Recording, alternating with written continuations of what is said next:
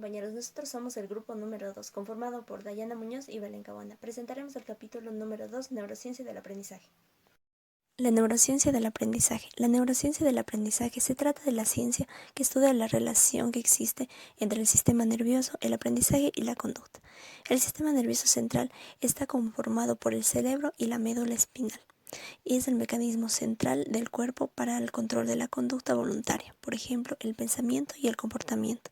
El sistema nervioso central está compuesto por miles de millones de células, entre ellas están las neuronas y las células gliales.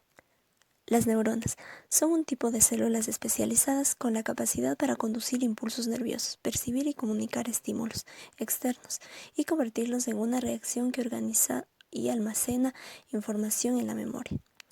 Las neuronas también difieren de otras células del cuerpo debido a que se comunican entre sí por medio de señales eléctricas y reacciones químicas. Las células gliales son mucho más numerosas que las neuronas y funcionan como soporte para garantizar que las neuronas operen en un ambiente adecuado y realicen sus funciones. Se cargan de colocar la mielina, que es una envoltura en forma de vaina que rodea a los axones y ayuda a transmitir las señales del cerebro. Ayuda a eliminar las sustancias químicas que podrían inferir en su correcto funcionamiento y eliminan las células muertas del cerebro. La sinapsis. La sinapsis es la zona de transferencia de información de una neurona a otra para transmitir un impulso nervioso. El cerebro. Principales estructuras. Corteza cerebral, formación reticular, cerebelo, tálamo, hipotálamo, amígdala, hipocampo, cuerpo calloso y lóbulo occipital. La corteza cerebral procesa información sensorial, regula varias funciones del aprendizaje y la memoria. Formación reticular. Controla funciones corporales como la respiración y la presión sanguínea, activación, el sueño y la vigilia. El cerebelo regula el equilibrio corporal, la postura, el control muscular, el movimiento y la adquisición de habilidades motoras. El tálamo envía la información de los sentidos, con excepción del olfato, a la corteza. El hipotálamo controla funciones corporales homeostáticas como temperatura, sueño, sed y hambre. Incrementa la frecuencia cardíaca y respiratoria durante situaciones de estrés. Amígdala controla las emociones y la agresividad. Evalúa el nivel de peligrosidad de la información sensorial. El hipocampo mantiene la memoria del pasado inmediato y la memoria de trabajo. Establece la información en la memoria a largo plazo. Cuerpo calloso conecta los hemisferios derecho e izquierdo. El lóbulo occipital procesa información visual. El lóbulo parietal procesa la información táctil, determina la posición del cuerpo, integra la información visual. Lóbulo temporal procesa la información auditiva. El lóbulo frontal procesa información para la memoria, la planeación, la toma de decisiones, el establecimiento de metas, la creatividad. Regula los movimientos musculares, la corteza motora primaria. El área de Broca controla la producción del lenguaje. El área de Wernicke comprende el lenguaje, regula el uso de la sintaxis apropiada al hablar. El procesamiento de la información sucede en el hemisferio derecho e izquierdo. En el hemisferio derecho está la expresión no verbal, conducta emocional, imaginación, sentido musical, percepción u orientación especial, la interpretación de los contextos. En el hemisferio izquierdo se encuentra el lenguaje escrito, el lenguaje hablado, habilidad numérica, aprender información teórica y hacer deducciones, capacidad de análisis y razonamiento lógico. El reconocimiento facial. Los dos hemisferios están conectados por conjuntos de fibras y el conjunto más grande es el cuerpo calloso. La información está disponible para ambos todo el tiempo. El habla es un buen ejemplo de ello. Si usted mantiene una conversación con un amigo, el hemisferio que le permite producir el lenguaje es el izquierdo, pero el otro le propicia el contexto y le ayuda a comprender su significado es el derecho. Se han realizado varios estudios para conocer el funcionamiento de nuestro cerebro. Los métodos que se utilizan para la investigación del cerebro pueden ser los rayos X. Son ondas electromagnéticas de alta frecuencia que se utilizan para determinar anormalidades en estructuras sólidas, por ejemplo, los huesos. El escaneo de tomografía axial computarizada, TAC. Imágenes mejoradas tridimensionales que se utilizan para detectar anormalidades corporales, por ejemplo, los tumores. La electroencefalografía, EEG. Mide patrones electrónicos causados por el movimiento de las neuronas. Se utiliza para investigar diversos trastornos del cerebro, por ejemplo, el del lenguaje y del sueño. Escaneo de tomografía por emisión de positrones, PET por sus siglas en inglés. Evalúa los rayos gamma producidos por la actividad mental. Proporciona una imagen general de la actividad cerebral, pero está limitada por su lentitud y porque los participantes deben ingerir material radioactivo. Imagen por resonancia magnética, MRI por sus siglas en inglés. Las ondas de radio provocan que el cerebro produzca señales que pueden ser registradas. Se utiliza para detectar tumores, lesiones y otras anormalidades. La imagen por resonancia magnética funcional, fMRI, por sus siglas en inglés, la relación de tareas mentales dispara las neuronas, provoca el flujo sanguíneo y cambios en el flujo magnético. La comparación con imágenes del cerebro en reposo muestran las regiones que responden. ¿Cómo aprende nuestro cerebro? El hipocampo desempeña un rol crucial en el aprendizaje y la memoria al generar nuevas neuronas a lo largo de toda la vida. Nacen neuronas y se forman nuevas conexiones, la sinapsis, mientras que en el cerebro protege esa información. Las conexiones más activas se refuerzan y las menos activas se debilitan. La motivación y el sueño son cruciales para que la persona permanezca atenta y alerta para llevar a cabo las funciones. El funcionamiento de la mente humana. En el sistema sensorial, al recibir estímulos externos, pasa al sistema cognitivo, pues se transforma en mensaje e información de manera significativa y lo guardamos en nuestra memoria. Luego influye en componentes básicos, la atención, la percepción, la memoria, la inteligencia. La atención se define como un proceso de selección de información o como un recurso energético que ayudará a otras funciones para recibir información y ejecutar tareas. La percepción obedece a los estímulos cerebrales, logrados a partir de los 5 sentidos, para luego ser procesada por el cerebro para interpretar la información. La memoria es una función del cerebro que permite al organismo almacenar o codificar la información del pasado. Funciona mediante 3 procesos. La memoria sensorial es la capacidad de registrar la información percibida a partir de los sentidos. Memoria de corto plazo es la información que se da a partir de la interacción del sujeto con el ambiente. Memoria a largo plazo es un almacén o memoria general a la cual tenemos acceso todo el tiempo.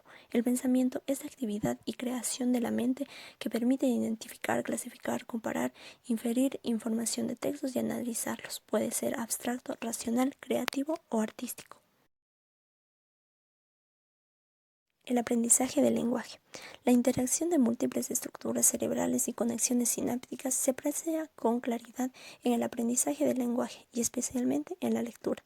¿Pero qué es el lenguaje? El lenguaje se divide en 2 funciones, de comprensión y producción. La comprensión se da en el área de Wernicke y la producción en el área de Broca. Cuando escuchamos un sonido, la corteza cerebral lo procesa y lo envía al área de Wernicke y la asocia con una representación de la palabra guardada en la memoria. Al leer, la información es procesada por la corteza visual y pasa por el giro angular, llega al área de Wernicke que la reconoce e interpreta según el contexto en que se encuentra.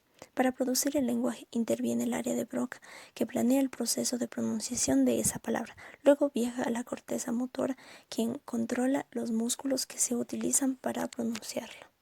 Hay 5 aspectos en el desarrollo del cerebro en los que parece haber periodos cruciales, que son el lenguaje, las emociones, el desarrollo visual, el desarrollo auditivo y el desarrollo sensorio-motor. A continuación, detallaré los periodos en los que son cruciales para cada uno de estos desarrollos.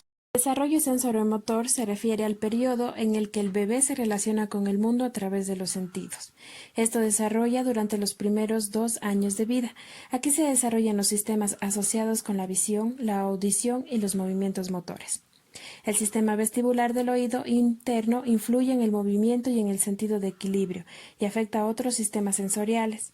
La estimulación vestibular inadecuada puede provocar problemas de aprendizaje. Aún así, los niños pequeños no son colocados en ambientes estimulantes apropiados para desarrollar este desarrollo sensoriomotor. Desarrollo auditivo.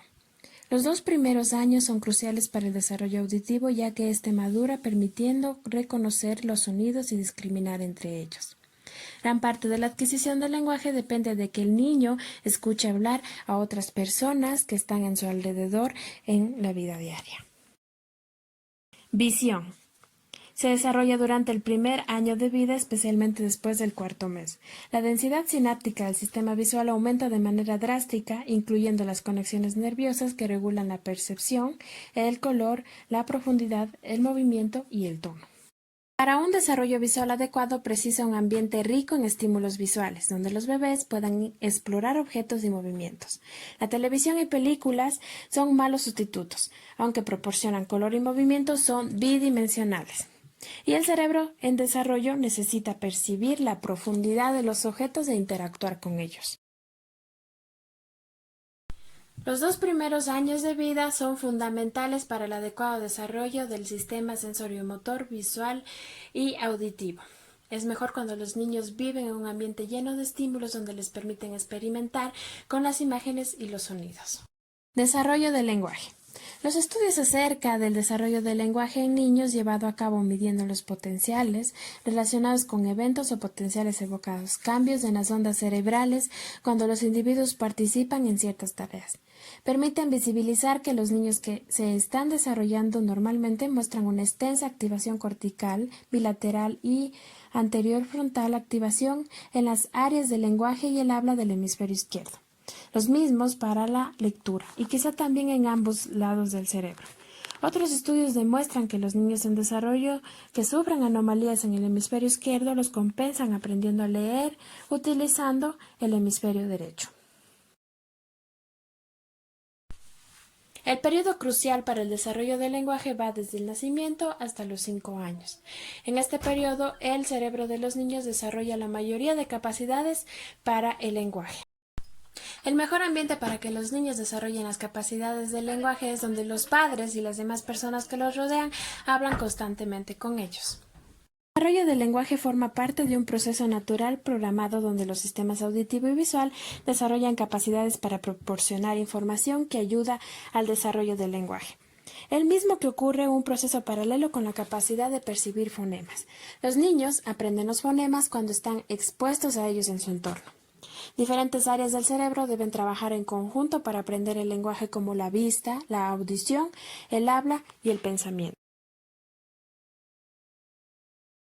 Motivación.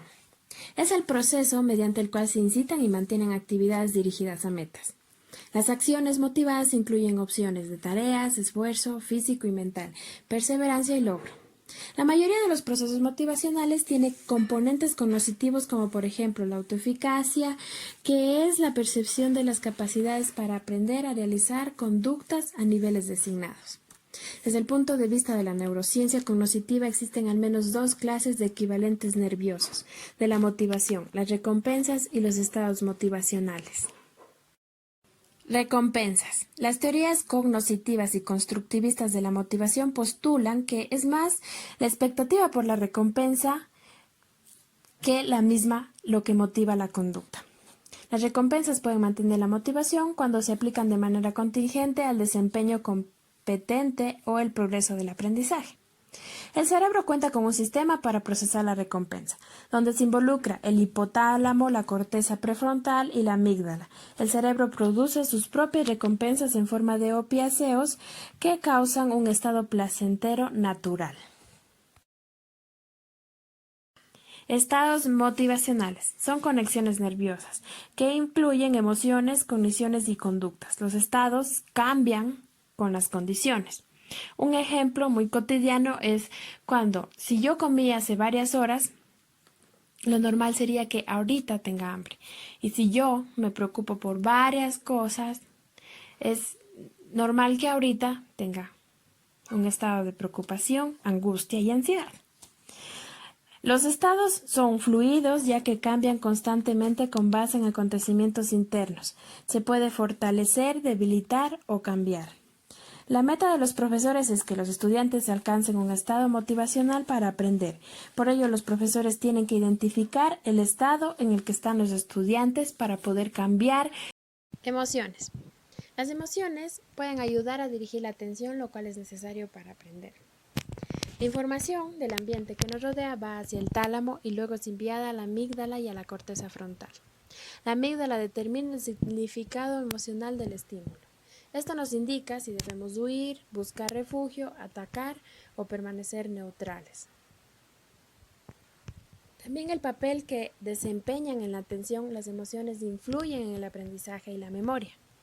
Al parecer, las hormonas epinefrina y norepinefrina secretadas por la corteza adrenal para producir las respuestas autónomas involucradas en las emociones también incrementan la memoria para el estímulo o evento activador en el lóbulo temporal del cerebro. La memoria consciente de las situaciones emocionales se consolida mejor debido a la acción de esas hormonas. Aprendizaje basado en problemas. El aprendizaje que se basa en problemas es un método de aprendizaje efectivo. Se involucra a los estudiantes en el aprendizaje y ayuda a motivarlos. Cuando los alumnos trabajan en grupos, también pueden mejorar sus habilidades de aprendizaje cooperativo. El aprendizaje basado en problemas requiere que los estudiantes piensen de forma creativa y manejen su conocimiento en formas únicas. Simulaciones y juegos de roles. Ofrecen muchos de los beneficios que proporciona el aprendizaje que se basa en problemas. Las simulaciones se pueden realizar por medio de computadoras, en las clases regulares o en ambientes especiales. El juego de roles es una clase de modelamiento, en la que los estudiantes se observan unos a otros. Tanto las simulaciones como los juegos de roles ofrecen a los estudiantes oportunidades de aprendizaje que no suelen estar disponibles comúnmente. Discusiones activas. La mayoría de los temas sirven para organizar discusiones entre los estudiantes.